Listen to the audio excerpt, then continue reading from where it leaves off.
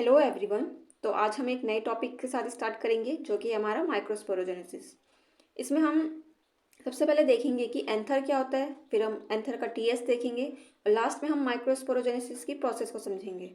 तो चलिए सबसे पहले हम कुछ टर्म्स से स्टार्ट करेंगे जो कि बहुत इंपॉर्टेंट है इस टॉपिक को समझने के लिए। अगर ये टर्म्स अगर आपके माइंड में क्लियर हैं तभी आप आगे इस माइक्रोस्पोरोजेनेसिस की प्रोसेस को समझ पाओगे।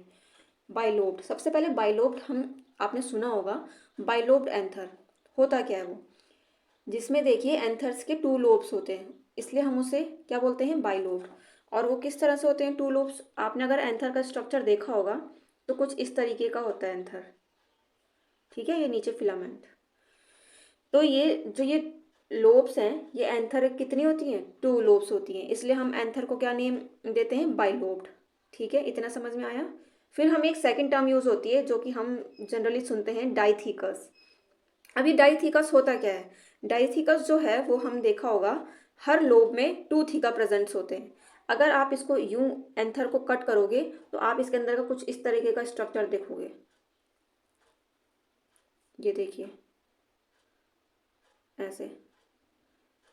ठीक है, तो हर लोब में क्या प्रेजेंट होता है, टू थीका प्रेजेंट्स होते हैं, जो कि टोटल कितने हो गए कैंथर में, फोर हो गए। कितने हो गए, फोर। इसलिए हम क्या बोलते हैं, डाइथीकस। माइक्रोस्पोर, माइक्रोस्पोर अगर हम बात करें तो माइक्रोस्पोर जब मैच्योर होगा तब हम उसे क्या बोलते हैं, पॉलन ग्रेन। जब वो स्मॉल स्पोर के रूप में होता है तब हम उसे पॉलन ग्रेन नहीं बोल सकते। जब वो फर्दर माइक्रोस्पोर जब जर्मिनेट होगा then it is known as pollen grain. Microsporangium, microsporangium हम जो होता है वो structure where development of pollen takes place. आपने अगर स्ट्रक्चर देखा होगा टीएस का तो कुछ इस तरीके का होता है। तो यहाँ पे ये माइक्रोस्पोरेंजियम होते हैं जिसके अंदर पॉलन ग्रेन का डेवलपमेंट होता है। ठीक है, अगर हम इसे प्लूरल फॉर्म में बोलें तो हम इसे माइक्रोस्पोरेंजिया बोलते हैं, सिंगुलर फॉर्म में क्या बोलते हैं, माइक्रोस्पोरेंजियम। ठीक है, तो इन टर्मिनोलॉजी में कन्फ्यूज़न बिल्कुल नहीं होना।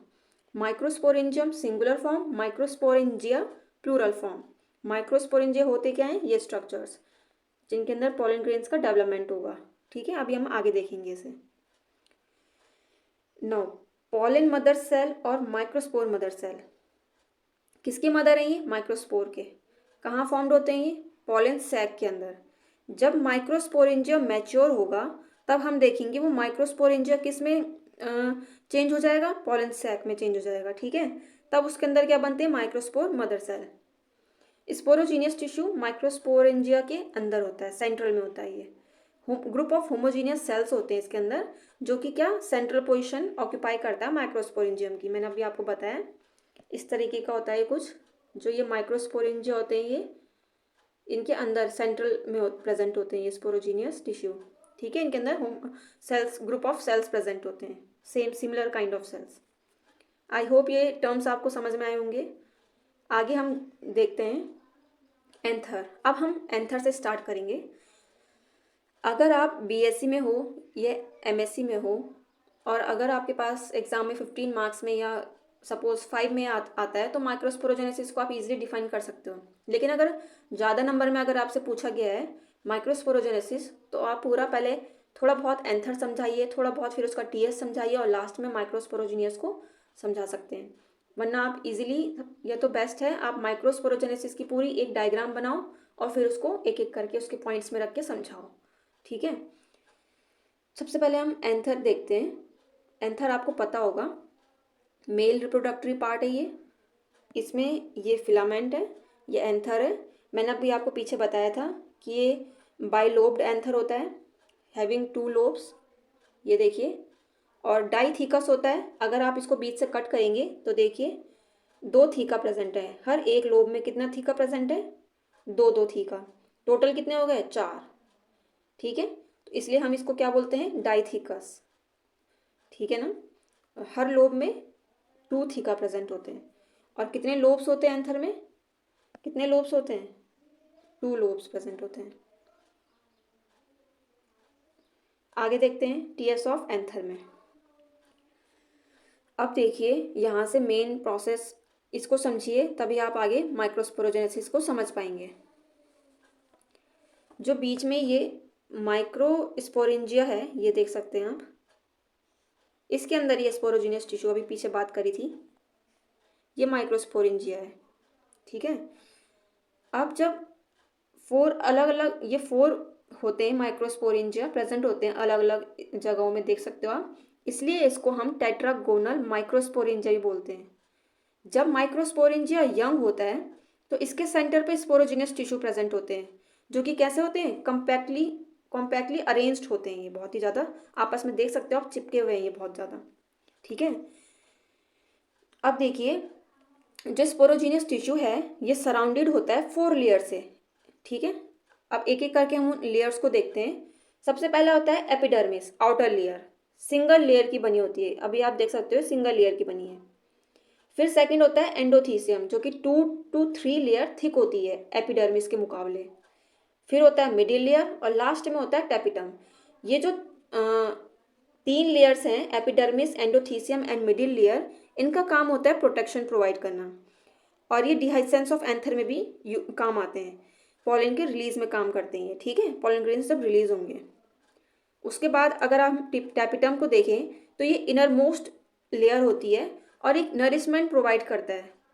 ठीक है, अगर ये नरिशमेंट प्रोवाइड कर रहा है इसका मतलब इसका डेंस साइटोप्लाज्म होगा, जिसके पास क्या होंगे, good amount of nutrients present होंगे। और याद रखना टैपिटम के पास एक से ज़्यादा न्यूक्लियस प्रेजेंट होते हैं। ठीक है, उसके बाद ये माइक्रोस्पोरेंजिया हो गया और इसके अंदर स्पोरोजिनियस टिश्यू। आई होप आपको टीएस ऑफ एंथर भी समझ में आया होगा। अब हम आते हैं लास्ट, जिसको हमने इसमें समझना है, प्रोसेस ऑफ माइक्रोस्पोरोजेनेसिस, कि ये होती कैसे है। ठीक है, अब देखिए जो हमारा ये स्पोरोजिनियस टिश्यू है, इसके अंदर के जो सेल्स हैं, अब ये मैच्योर हो चुका है, तो इसके जो ये पॉलन सैक के अंदर ये हमारे स्पोरोजिनियस सेल्स हैं, ये बहुत ही ज़्यादा दूर दूर हो चुके हैं। अभी कॉम्पैक्ट थे ये पीछे, अगर आपने देखा होगा जब ये यंग होता है। ठीक है, अब ये मैच्योर हो चुका है। इसमें से आप एक सेल लीजिए, माइक्रोस्पोरोसाइट, जिसे हम माइक्रोस्पोर मदर सेल भी बोल सकते हैं। ठीक है, ये कैसा होता है, इसमें डिप्लॉयड होता है। मियोसिस फर्स्ट होगा, डिवाइड करेगा, हैप्लॉइड न्यूक्लियस बनेगा। मियोसिस सेकंड की प्रोसेस होगी, टेट्राड फॉर्म कर लेगा। आपस में क्या है, ये चिपके हुए हैं, देखिए। माइक्रोस्पोर टेट्राड फॉर्म कर लेगा। माइक्रोस्पोर टेट्राड अगर हम देखें तो 4 टाइप्स के होते हैं, ये आप फर्दर दूसरी वीडियो में समझ सकते हो। माइक्रोस्पोर उसके बाद यहाँ से एक रिलीज करेगा, तो ये क्या, माइक्रोस्पोर रिलीज करा। ठीक है, टेट्राड में से एक स्पोर रिलीज करेगा, तो यहाँ से यहाँ तक की प्रोसेस को हम क्या बोलते हैं, माइक्रोस्पोरोजेनेसिस, फॉर्मेशन ऑफ माइक्रोस्पोर। बन गया यहाँ पे माइक्रोस्पोर। ठीक है, अब हम जो यहाँ से यहाँ तक की प्रोसेस पढ़ेंगे उसे हम बोलेंगे माइक्रोगैमेटोजेनेसिस। जब यहाँ से रिलीज हुआ माइक्रोस्पोर मदर सेल से लेकर के माइक्रोस्पोर बनने तक की प्रोसेस को हम क्या बोलेंगे, माइक्रोस्पोरोजेनेसिस। इस प्रोसेस को आप यहाँ से देखिए समझ सकते हैं, मियोसिस फर्स्ट, फिर मियोसिस सेकंड, फिर क्या बना, टेट्राड बना, और एक माइक्रोस्पोर रिलीज होगा तो माइक्रोस्पोर। ठीक है, माइक्रोस्पोर बनेगा।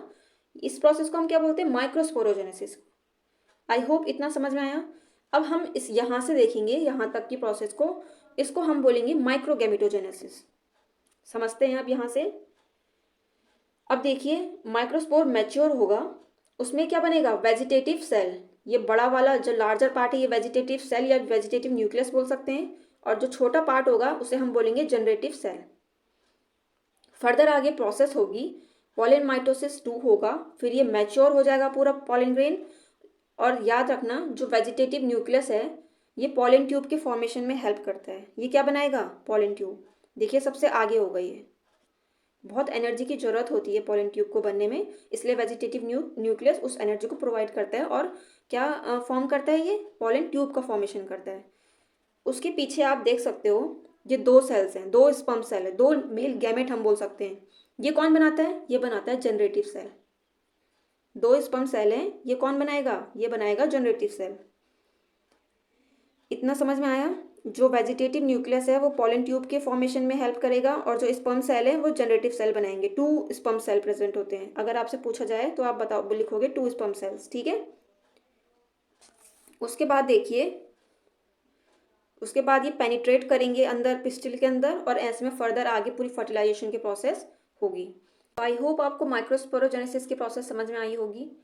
इसमें देखिए हमने, आप सबसे पहले इन टर्म्स को पढ़िए आराम से, फिर उसके बाद एंथर को देखिए, उसका टीएस देखिए, फिर उसके बाद आप समझ पाओगे कि कैसे यहाँ से मियोसिस की प्रोसेस हो करके यहाँ से माइटोसिस स्टार्ट हुआ और लास्ट में कैसे फर्टिलाइजेशन, पॉलन ट्यूब के फॉर्मेशन से जो है फीमेल में फर्टिलाइजेशन हो जाएगा। ठीक है, तो ये थी माइक्रोस्पोरोजेनेसिस। आई होप आपको ये वीडियो यूजफुल लगी होगी।